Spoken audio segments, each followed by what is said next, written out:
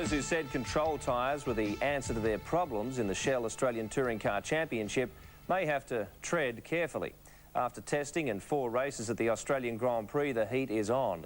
The motto in 1999, after all the talk, is perform or perish.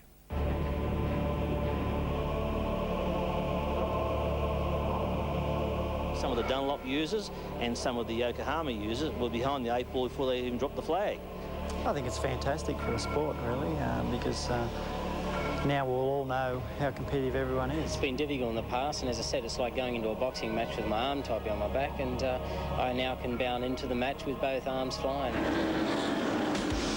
It's unanimous. The introduction of a controlled tyre into V8 supercar competition is singularly the most popular decision since the inception of the category in 1993.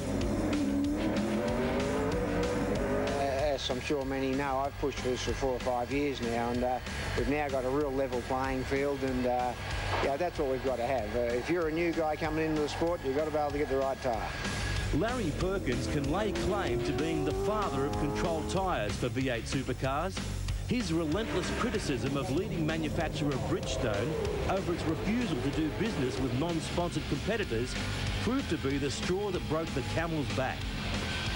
Well, the turning point really was a sense of fairness was needed in our industry, and that overrode the narrow self-interest of some of the individuals that had tyre contracts and didn't want to give them up. And I mean, myself, I've dropped my own tyre contract, and I'm not unhappy about it because now I've got a level playing field. So, look, you've had teams over the last couple of years, unless you're on Bridgestone, you didn't have a chance of winning a race virtually. So now everyone's got a chance, and that's what makes it great.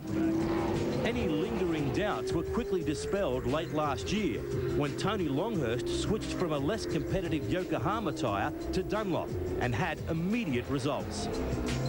For me, the difference in tyre performance was just amazing. Halfway through the year, I swapped brands, and where I was running in 12th and 13th position, all of a sudden I jumped up to 3rd and 4th, so massive difference. Longhurst's trailblazing efforts further fueled suspicions that deregulated tyres were detrimental to the most sacred aspect of the category, parity. The Bridgestone shot cars are looking good here at Phillip Island. We are set for a start. The first of 3, and away we go. You know, we don't need the commentators talking about which tyre won on the day. Let's talk about which team won on the day, which driver won on the day. The amount of effort that goes into a race team, on the workshop floor, securing sponsorship, all those sorts of things, it's amazing how all that work can be dictated on the day by a rubber patch on the ground this big. I mean, literally, that's how it is. So, the deregulation death knell rang loudly as TIGA, the governing body of V8 supercars, mapped out its final agenda for 1999. It's been a long time coming, Frank, but it's finally arrived. Last year it was on the agenda, and our board asked the members what they wanted, and the members came back and said, yeah, we want a control tyre. The board ratified it a week later, and we went out to tender, and we've got a Bridgestone control tyre. There's absolutely no doubt that the significant improvements by Tony Longhurst helped speed up the introduction of a controlled tyre. And while everybody's ecstatic about a level playing field, it seems there are some disadvantages.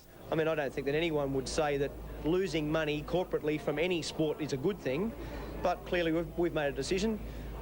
We've gone with Bridgestone, we've gone with a long-term control tyre deal, and as I said, we'll get on with our business and see how it works. You can't afford to lose anyone out of the sport. You need every sponsor in the sport you can get. But the thing is, our category is not really motor racing, it's parity racing, isn't it? It's entertainment.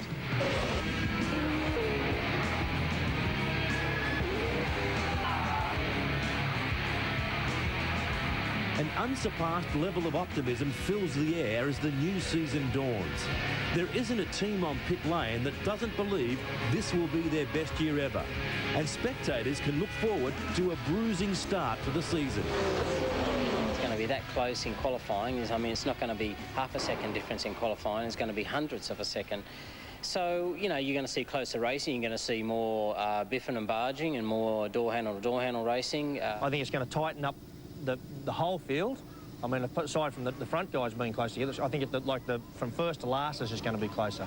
I mean, I've got 3 panel beaters on hold, mate, for this year because you're going to need them. There's going to be plenty of biffo.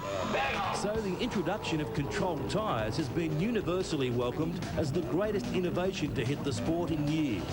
The fact that it has been on the table for so long due to internal politics is the only travesty in this decision.